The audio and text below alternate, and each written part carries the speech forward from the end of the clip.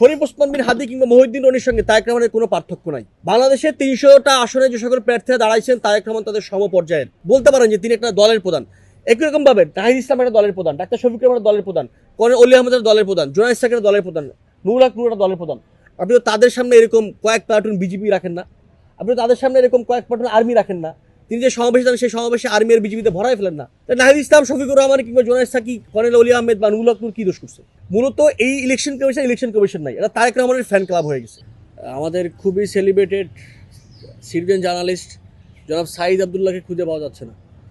Citizen জার্নালিস্টদের উপর আজকে এত বড় আক্রমণের পরেও, তাদের ভোট কিংবা নির্বাচন কভার করার বিরুদ্ধে সংবাদের পরেও তার কোনো পদক্ষেপ, তার কোনো বক্তব্য আমরা পাইনি। আজকে সকাল থেকে যেটা হচ্ছে যে ভোটাররা কেউ ভোট কেন্দ্রে মোবাইল নিয়ে যেতে পারবে না, এবং এটা শুধুমাত্র ভোটারদের মধ্যে সীমাবদ্ধ না। আপনারা যারা সাংবাদিক ভাইরা আছেন, সে মোবাইল জার্নালিস্ট হন, সিটিজেন জার্নালিস্ট হন, কিংবা এখানে মাল্টিমিডিয়ার ভাইরা আছেন, প্রিন্ট মিডিয়ার ভাইরা আছেন, আপনারা মোবাইল নিয়ে যেতে পারবেন না। এইটি অনেকগুলো সমস্যা সৃষ্টি করে। প্রথম সমস্যা সৃষ্টি করে যে ভোটাররা এই সিদ্ধান্তের মাধ্যমে ভোট দিতে অনাগ্রহী হবেন। আপনি মনে করেন যে একজন মানুষ তার ভোট কেন্দ্র তার বাড়ি থেকে দূরে, সে দূরে যখন যাবে এই সময়ে এসে মোবাইল ছাড়া চলাফেরা করা সম্ভব না। যেহেতু চলাফেরা করা সম্ভব না, একই সঙ্গে সিকিউরিটির ব্যাপার আছে, বিশেষত নারীদের সিকিউরিটির ব্যাপার আছে। ফলে সে মোবাইল ছাড়া যেতে পারবে না, এবং সে মোবাইল ছাড়া যখন দেখবে যে সে মোবাইল নিয়ে ভোট কেন্দ্রে যেতে পারবে না, সে মোবাইলটি কোথায় রাখবে, এবং এইটা তাকে ভোট দিতে অনাগ্রহ সৃষ্টি করবে।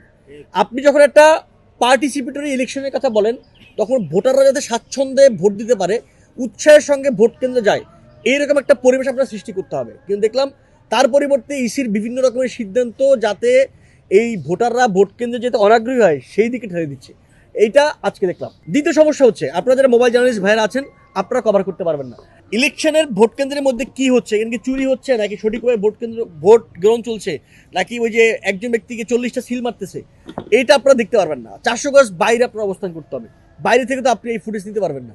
সিটিজেন জার্নালিস্ট সেটা পারবেন না। এখানে আমাদের মাল্টিমিডিয়া সাংবাদিকের যে সকল ভাইয়েরা আছেন, আপনারা মোবাইলে ঢুকতে পারবেন, এটা আপনার জন্য একটা হ্যাসেল হবে। জার্নালিস্টদের জন্য বিশেষত নানা রকমের প্রতিবন্ধকতা সৃষ্টি করা হয়েছে। এই ইলেকশনটা অভ্যুত্থানের ইলেকশন, আপনারা বুঝতে হবে। বাংলাদেশে 1971 থেকে এই পর্যন্ত যতগুলো ইলেকশন হয়েছে, এই ইলেকশনটা সব কিছুর থেকে বিয়েছে ইলেকশন। অভ্যুত্থানের 2000 মানুষের রক্তের মাধ্যমে আমরা আজকে ইলেকশনের কাছে এসেছি। গত 3টি ইলেকশনে এই তরুণরা আমরা কেউ ভোট দিতে পারিনি। গত ইলেকশনটা আমাদের কাছে ঈদের মতো, আনন্দের মতো, উৎসবের মতো। আমরা যাবো, ছবি তুলবো, সেলফি তুলবো, আমরা ভিডিও করবো, বন্ধুদের সঙ্গে লাইনে দ্বারা সেলফি তুলবো।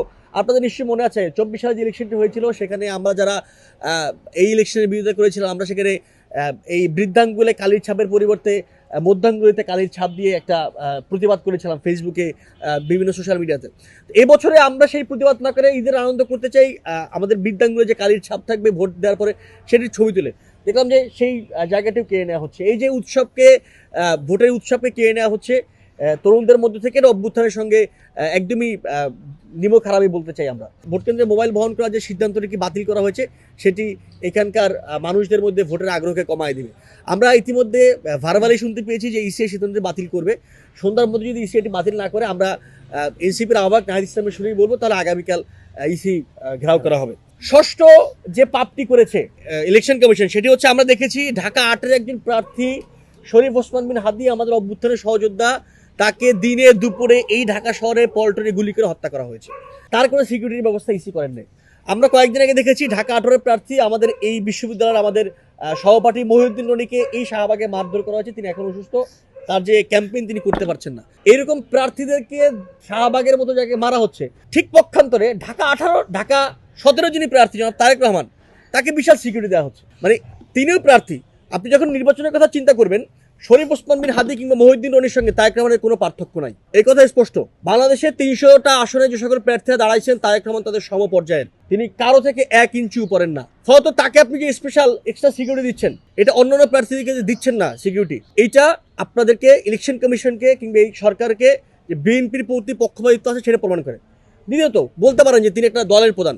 একই রকম ভাবে নাহিদ ইসলাম একটা দলের প্রধান, ডাক্তার শফিকুর রহমান দলের প্রধান, কর্নেল অলি আহমেদের দলের প্রধান, জোনায়েদ সাকিরের দলের প্রধান, নুরুল হক নুরুল দলের প্রধান।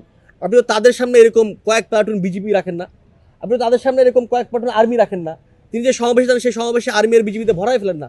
নাহিদ ইসলাম, শফিকুর রহমান কিংবা জোনায়েদ সাকিব বা কর্নেল অলি আহমেদ বা নুরুল হক নুর কি দোষ করছে?